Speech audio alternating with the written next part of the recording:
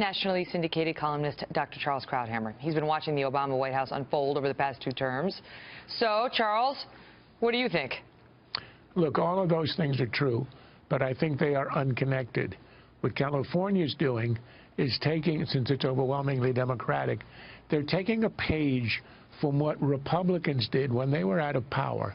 They used the states, the attorneys general in the states, to go to the courts and to try to stop Obama in places where the Congress was unable to. And they succeeded in doing that on the environment and also on blocking his immigration order. Right. So I think the Democrats have decided we're now going to do the guerrilla warfare from the states. As for Obama, he's leaving office as a very young man, and he's been rejected by the country. He can see the Trump agenda, the Republican agenda in control of all branches, is prepared to systematically dismantle everything he did and make him a parenthesis in American history.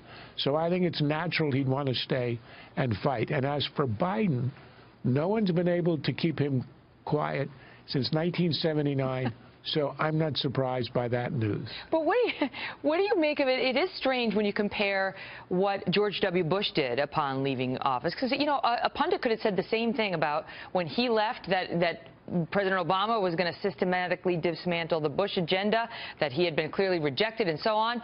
But he didn't stick around Washington. Now granted, President Obama's got a young daughter in school and he wants her to finish, but the notion that this team, once they're out of office, is going to stay and continue fighting the will of the American people looks very different than what we saw 8 years ago. Well, look at what Obama did today. He essentially wrote a letter justifying his 8 years in office. When presidents leave office, they generally don't make a plea on their own behalf. It's beneath them. I mean, Eisenhower gave a farewell address. It was about the country. Obama is now going to give one next week. I guarantee you it'll be about himself. So this really is a matter of, well, narcissism is probably overstating it, but he sees his own reputation at stake. I don't think W cared as much. He figured history will decide how he did in the end, and he doesn't have to meddle in that. And he also, I think, as a matter of sort of decency, you let your successor operate, see how he does, and don't heckle him from the sidelines. I'm not sure Obama plays from the same playbook. So you talk about legacy, right? That they're worried about the legacy now, and if they, I guess, get the right messaging out there, they think they can shape it at this point in the you know, in his candidacy, in his presidency. And we saw some of this from Valerie Jarrett, the president's top advisor this past weekend, who pretty shockingly said this. Listen. The president prides himself on the fact that his administration hasn't had a scandal and that he hasn't done anything to embarrass himself.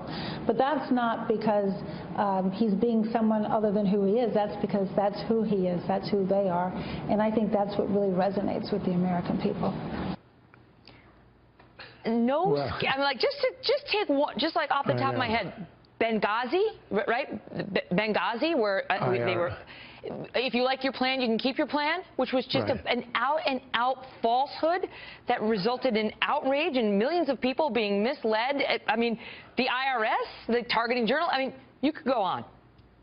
Well, it is a very long list, but I think Jarrett was adopting the Clintonian definition of scandal, which means sexual hijinks and stealing the silver from the White House as you leave. Right, that is literally what happened in the Clinton administration. You raise a good point.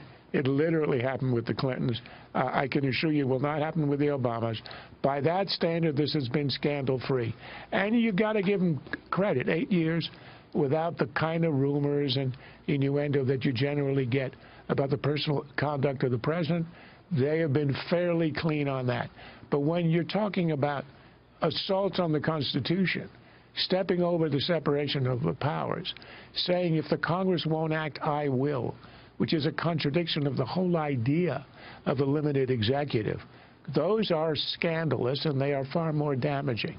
So I give her a pass on the minor point, but on the major point, it is truly astonishing to hear it, and I'll bet you she believes it. I mean, you know, it's four dead people in Benghazi, Libya, who were left there with inadequate security for what the U.S. Congress suggested were political reasons on the anniversary of 9/11, including an ambassador.